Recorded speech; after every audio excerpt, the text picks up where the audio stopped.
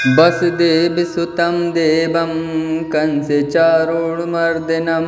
देवकी परमानंदिनं कृष्णं वंदे जगद्गुरुं। नंद के घर आनंद भाइयों, हाथी घोड़ा पालकी, जय कन्हैया लाल की।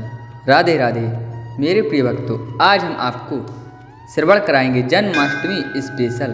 जन्माष्टमी की एक प्राचीन पौराणिक कथा यानी कृष्ण जन्म उत्सव की आज हम आपको कथा बताते हैं किस प्रकार से है। तो कमेंट में हमें राधे राधे लिखें। आइए मेरे प्रिय भक्तों, माताएं, बहनें एवं भाई बंधुओं, अब हम श्रवण करते हैं जन्माष्टमी व्रत कथा, जिसे सुनने मात्र से सभी जन्मों के पाप हो जाते हैं नष्ट। भाद्रपद माह के कृष्ण पक्ष की अष्टमी तिथि को जन्माष्टमी यानी कि श्री कृष्ण जन्म की खुशियाँ मनाई जाती हैं। भक्त मध्य रात्रि में कन्हैया का श्रृंगार करते हैं, उन्हें भोग लगाते हैं और पूजा आराधना करते हैं। इसी के साथ मुरलीधर के जन्म की कथा सुनते हैं।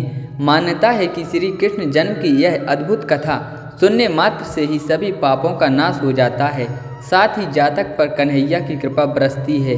बोलिए कृष्ण भगवान की जय। श्री कृष्ण जन्माष्टमी व्रत कथा अर्थात कृष्ण जन्म उत्सव की कथा स्कंद पुराण के मुताबिक द्वापर युग की बात है। उन दिनों मथुरा में उग्रसेन नाम के राजा हुए, लेकिन स्वभाव से वह सीधे साधे थे। यही वजह थी कि उनके पुत्र कंस ने ही उनका राज हड़प लिया और स्वयं मथुरा का राजा बन बैठा। कंस की एक बहन थी जिसका नाम देवकी था।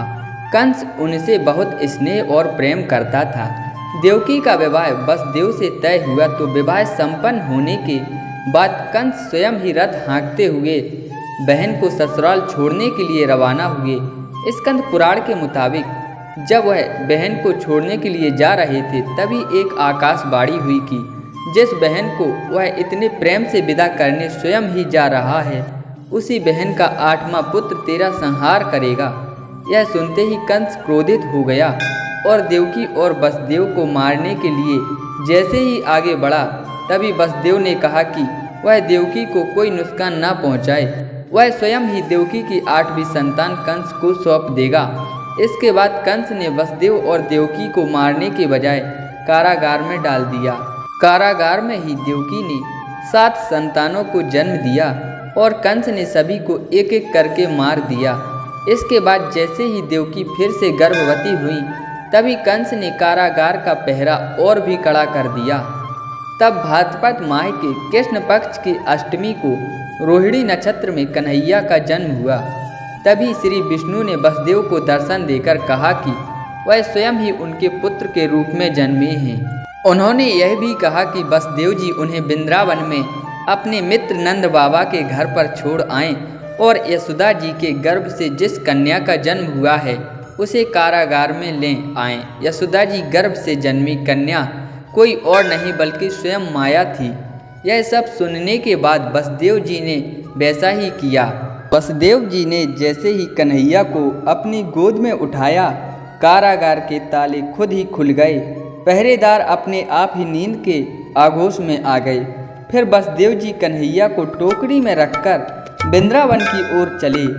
कहते हैं कि उस समय यमुना जी पूरे उफान पर थीं। तब वसुदेव जी महाराज ने टोकरी को सिर पर रखा और यमुना जी को पार करके नंद बाबा के घर पहुँचे। वहाँ कन्हैया को यशोदा जी के साथ पास रखकर कन्या को लेकर मथुरा वापस लौट आए। स्कंद पुराण के मुताबिक जब कंस को देवकी की 8वीं संतान के बारे में पता चला तो वह कारागार पहुँचा। वहाँ उसने देखा कि 8वीं संतान तो कन्या है, फिर भी वह उसे जमीन पर पटकने ही लगा कि वह माया रूपी कन्या आसमान में पहुंचकर बोली कि रे मूर्ख, मुझे मारने से कुछ नहीं होगा। तेरा काल तो पहले से ही वृंदावन पहुंच चुका है और वह जल्द ही तेरा अंत करेगा। इसके बाद कंस ने वृंदावन में जन्मे नवजातों का पता लगाया।